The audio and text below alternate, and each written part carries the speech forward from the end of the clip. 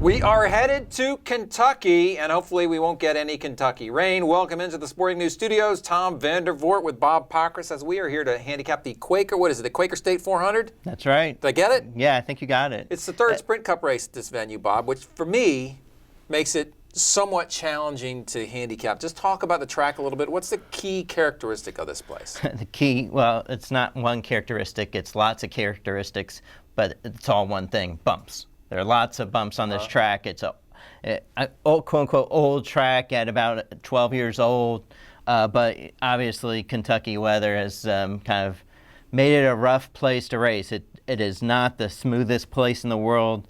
You really need to have your car working on those bumps, and so that's the shock key. Package, baby. Exactly. Yep. You know, so, and the thing is that changes every year. So you may go with what you think is good, but it may not exactly work out. In fact, obviously, you only race there once a year. Now that Cup is there, you don't test there anymore like everybody used to. Right. Gen 6 car.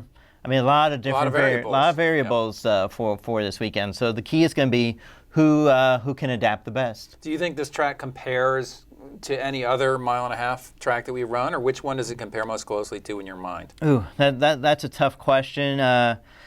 I'd say maybe Atlanta or Texas more than Chicago or Kansas. So, but it's still kind of its own animal, and the bumps certainly make it different because, you know, first off, you can't avoid them, but right.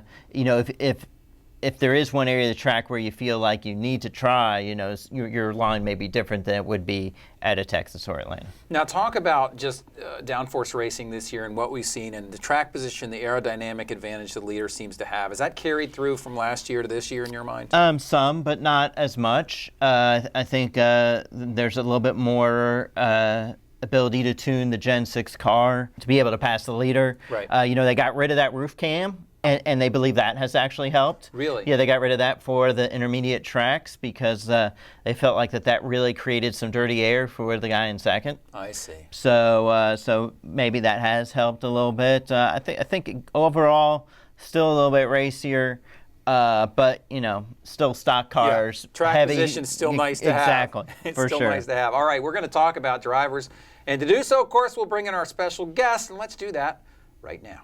And we are back. Joining us, as always, Miss Sprint Cup, and this time it's Jacqueline Roney. Welcome. Thank you. Now, we have to update everyone on the standings because a couple weeks ago I was way behind. Yes.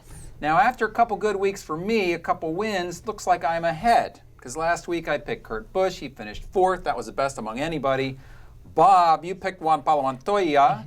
Which seemed like a good pick. Yeah. And if he hadn't run out of gas, it probably would have been the winning pick. For, 109 laps? Yeah, exactly. Yeah. Unfortunately, he ended up, 37th, Bob? Somewhere in there? Around there. 34th, I think. Yeah, it wasn't good. It doesn't matter in your standings, right? No, it's it just doesn't. It's one He's in the measly lead. point for you on behalf of Steven. And for Miss Sprint Cup, Brooke picked Marcus Ambrose, which is a good pick. He came home 7th. So that's 2 points for you, 3 points for me. 1 point for Bob/Steven, or Bevan, as we've been calling him. That puts me in the lead. 27, 26, 25. Now we go to Kentucky. So it's close. It's close. All right. It's always close. That's the beauty of our point system, is it keeps things close. There's no Jimmy Johnson running away with stuff in this deal. Okay, now, what do we have for this week? Jacqueline, you, of course, have the honor, so Well, go first. thank you. I'm going with KASEY KAHNE. Oh, you stole my I know. pick. He finished second last year at Kentucky. He's a wild card spot right now, 11th in the standings.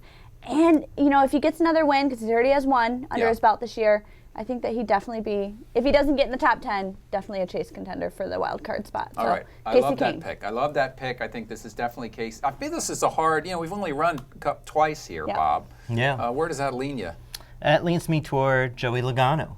Really? Yeah, I mean, Wow, out of the box thinking. Yeah, I mean, of course, I'm picking for Steven, so taking a risk yeah, is really sure. not a big deal. Yeah, I mean, it's like going out on a limb, except there's another tree right there for me to. Or there's another dude that you're sending out on the limb. That's right. So, hey, Joey Logano won 2 or 3 times there in the Nationwide. Didn't run very well there in the Cup car. Granted, the last couple of years, but I mean, if you look at what his team has done on mile and a halves, they've been fairly strong this year.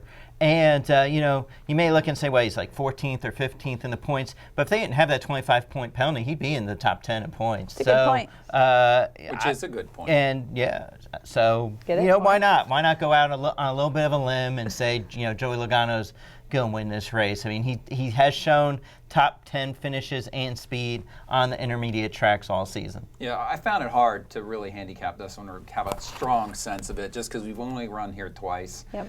And so I kind of went back to thinking about the teams. You know, which teams do I really feel like we can count on here? And I thought about Hendrick, and I was leaning towards Strong. KASEY till you stole him. It happens.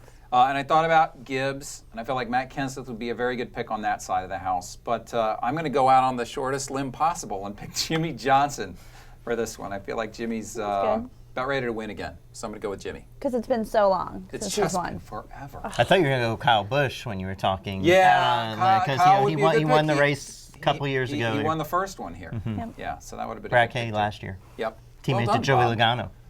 Nicely You did done. your Yeah. research. You are Yeah. full of facts. And I feel like Jimmie and Kyle, you can never rule out. Like You really when in can't doubt, rule 'em out. Kyle Busch, Yeah. Jimmie Johnson. I agree. I think that's always a solid pick, True. right? Okay, Yeah. so there we have it. We'll see what happens, and we'll see you next week and give you the results.